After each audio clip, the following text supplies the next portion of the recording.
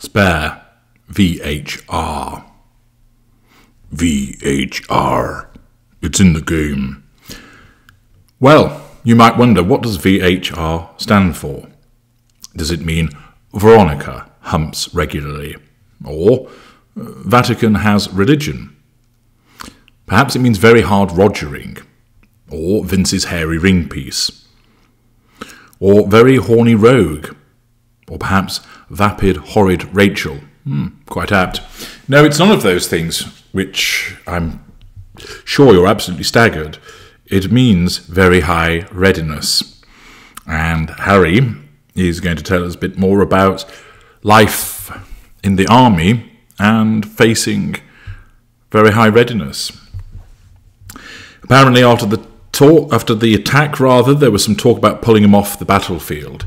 I suppose he was spending more time pulling himself off on the battlefield.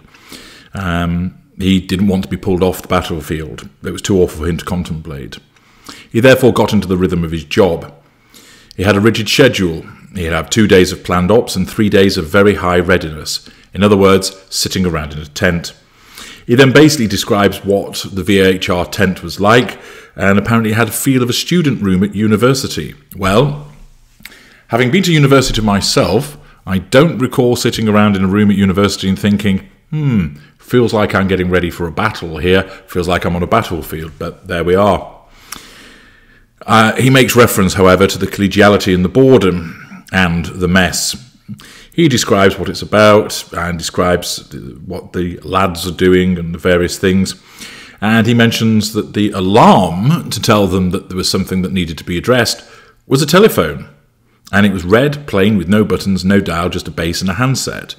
And its ringer was antique, consummately British. And he realises after a while that he recognises where he's heard it from. It's exactly like his grandmother's phone at Sandringham, which he has on a desk in the huge sitting room where she took calls in between games of bridge. He then describes how many people there are in the VHR tent, and he also talked about some of the people that were there.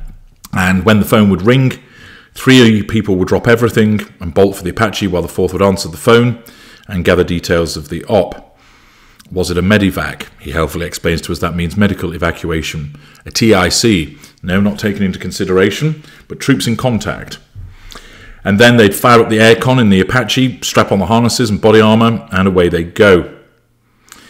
He explains that the first time you do your checks in an Apache, it takes 1 hour.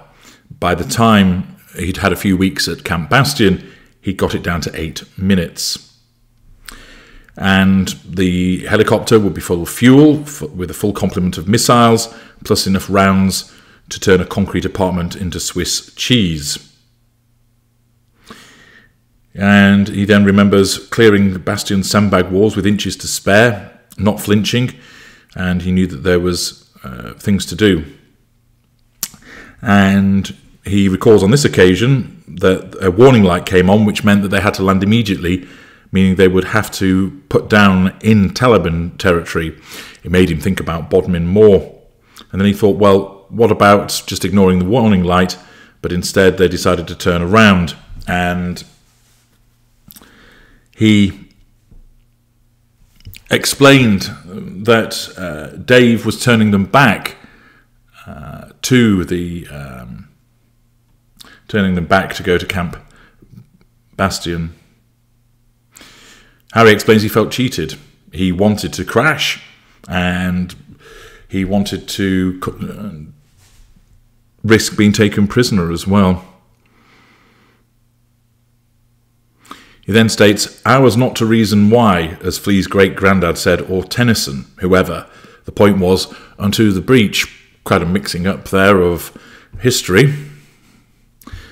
But since he's mentioned Tennyson, and of course he made reference to the charge of the Light Brigade, I thought that in order to try and divert from the rather superficial activity that goes on with this book, that I would read to you The Charge of the Light Brigade by Alfred, Lord Tennyson. Half a league, half a league, half a league onward, all in the valley of death rode the 600.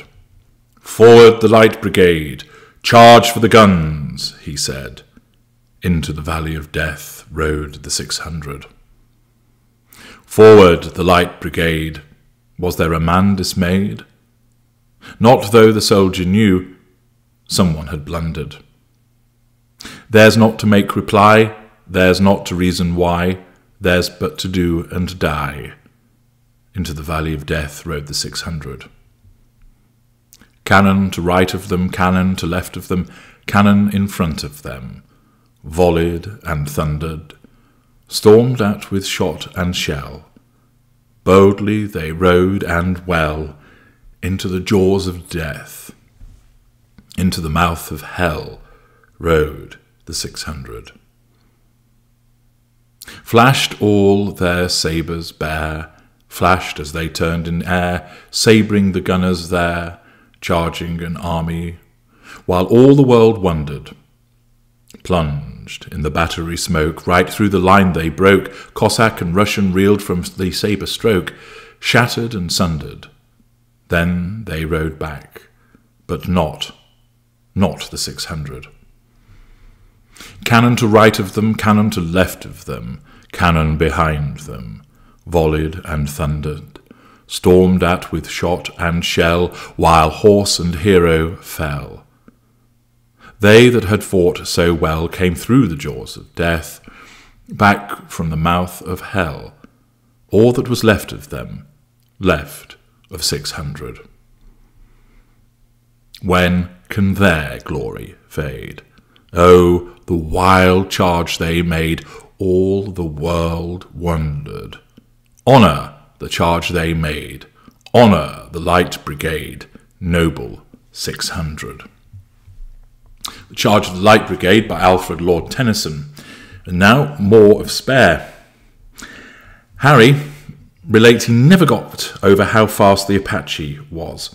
He talks about its speed and how fast it would go, and that flying super low was standard operating procedure, harder for the Taliban fighters to see. However, it was also easy for the local kids to throw rocks at them, but they did all the time. Harry notes that children throwing rocks was about all the Taliban had in the way of anti-aircraft capability, other than a few Russian surface-to-air missiles. However, he explains the issue wasn't so much about evading the Taliban, but finding them. They got much better, apparently, at escaping. He explained they got better at hiding as well. They could effortlessly melt into a village, and they'd have tunnels, etc. He said they didn't give up the search easily, and sometimes they'd be sweeping backwards and forwards. For a couple of hours, the Apache would run out of fuel after this period of time, and then they'd have to, despite being unwilling to give up, fly back. On one occasion, he explains that they spent 8 hours in the air refuelling 3 times. And when they'd gone back, he'd actually run out of piss bags. Short chapter again about that, which starts to get quite interesting when he starts telling us about the operational side of trying to find the Taliban. But again, he just scratches the surface with it. It seems to me that he could have done more in terms of writing about his military experiences. He could have written about Sandhurst and then written about his experiences in Iraq and Afghanistan and kept them as separate books. He could have done one separately about his mother. And rather than almost having a nibble at everything, it seems, that you're getting these small aspects of his life, it would be far more interesting to get some detail. Is this a failing on the ghostwriter's part? Who knows? I think that you would be able to pull the detail from him, because I'm sure he can remember a lot of these things that occurred when he was in the army.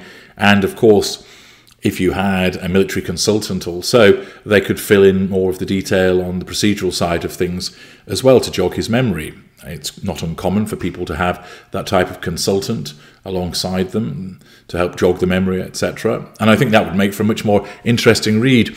Although this is relatively follows a sort of a rough chronological order, although there are clearly sizable chunks missing from it, I think divvying it up by way of actual subject matter, rather than just banging on about my mum, my hatred of the press, and here come the press again, and I kind of saw this girl, and then I kind of saw that girl, and I had a bit of an argument with my brother, and my dad was a bit distant.